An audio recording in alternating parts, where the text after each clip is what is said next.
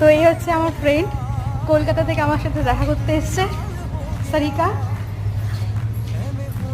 আমার 2017 থেকে মানে আমার এই ফ্রেন্ড হয়েছে। তো লাস্ট এর সাথে দেখা হয়েছিল 2020-তে আমার বিয়েতে, আর এখন মানে 2025-এ 5 বছর পর আবার দেখা হলো। ও দিল্লিতে থাকে জব পারপাস। তো ও যেই শুনেছে যে আমি গুরগাঁওতে এসেছি, ও দিল্লি থেকে চলে এসে আমার সাথে দেখা করতে।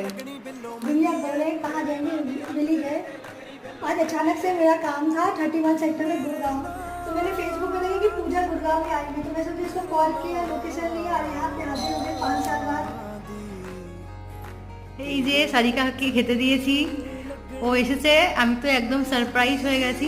তো যাই হোক, ও এসছে বলে তাড়াতাড়ি করে একটু পরোটা বানিয়েছি, একটু ডিম কষা বানিয়েছি, আর বাড়িতে সকালে বানিয়েছিলাম ফুলকপি আলুর তরকারি, এটা দিয়েছি, আর ধনেপাতা চাটনি, কারণ ইফতার করবে ও।